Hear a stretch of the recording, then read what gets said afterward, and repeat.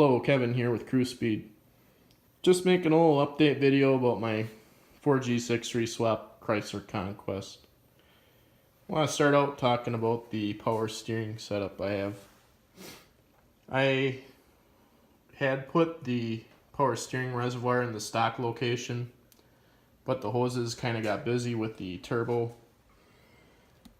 being there. It's in a little different spot than the stock engine, so I had moved it over to the driver's side. There you can see my first attempt. I tried using the entire bracket and tried putting the fuel pressure regulator on there as well. That didn't quite work out with the brake master cylinder, so I hacked down the bracket and then just re-welded it there to the wheel well.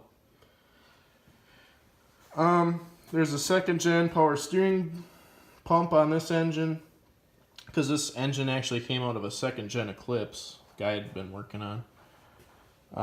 Just the second gen high pressure hose, and then it goes to a 5/16 brake line that has the Chrysler Conquest fittings just reflared onto it.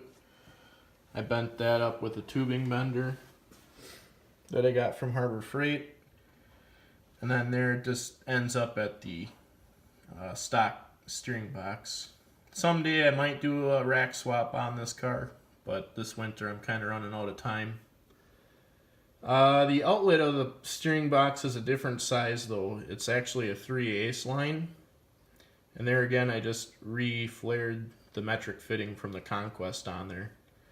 And then it just runs to the soft rubber hose. I flared that end so the hose has a little better chance of staying on there. And that just gets clamped on. There you can see again, I just welded that on, kind of cut the bracket down to size. The only thing I got left to do for this is just get a soft hose that goes back to the supply of the pump.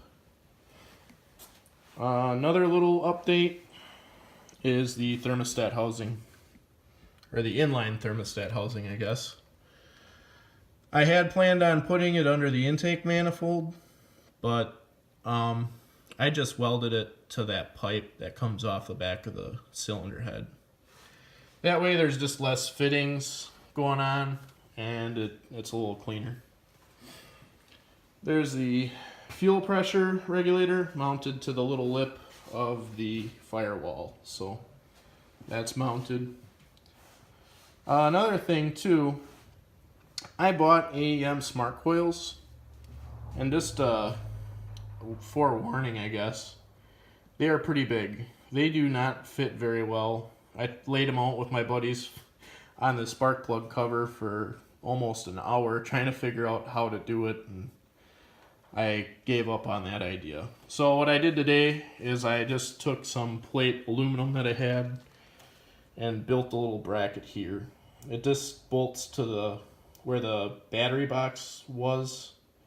There's like a little lip on the core support, and then just a little tab that goes up there and mounts where I forgot what went there. Oh, the battery bracket was right there, so there was a bolt hole for that, and I just doubled them up on there. So hopefully they work well. They're just big. They're really big. I don't know if LS2 coils are smaller, but just to let you guys know, they're big.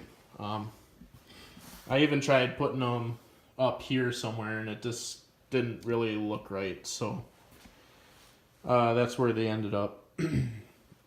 Another thing I gotta work on yet before I say it's good to go, I guess, is the downpipe.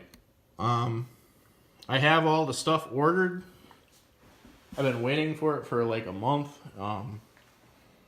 so hopefully it gets here soon. And then I just got I'm gonna weld some intercooler pipe to the throttle body plate there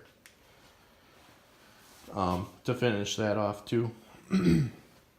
Excuse me. Yeah, so once those few things are done, I'm gonna pull the engine out of the engine bay, take everything back out, and clean everything back up again, and then I'll be painting the engine bay. As far as the engine goes, I have a new head gasket, ARP head studs, all the timing components to do on it. I'm also going to put 3G lifters in it too. So there'll be a little bit of work to do with that yet, and then it'll be down to wiring. I'm hoping to have this thing done by the summer. I'd like to try to take it to the shootout, but we'll see. It looks like quite a ways off though. So that's going to be the end of this video. So tell us what you think. If you like us.